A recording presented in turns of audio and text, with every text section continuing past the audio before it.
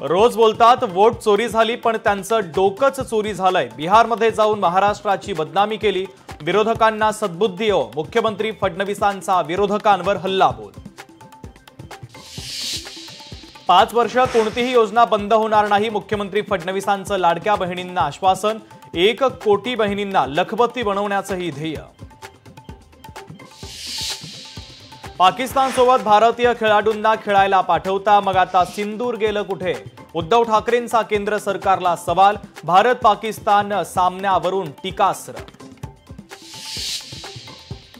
शेतकऱ्यांनी नुकसानीची सवय लावून घ्यावी, निसर्गाचं नुकसान केलं भोगावं लागणार। पंचनाम्याच्या मुद्द्यावरून पाशा पटेलांचं वादग्रस्त विधान।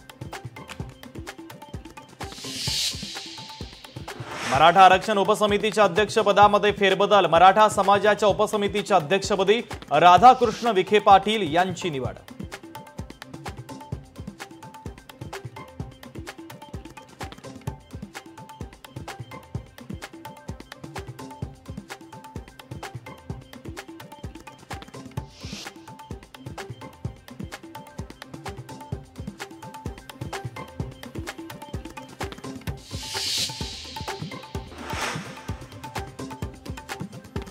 अमित ठाकरेंनी घेतली मंत्री आशिष शेलार यांची भेट। आशिष शेलार यांच्यासोबत मुंबई विद्यापीठाच्या परीक्षांसंदर्भात केली चर्चा।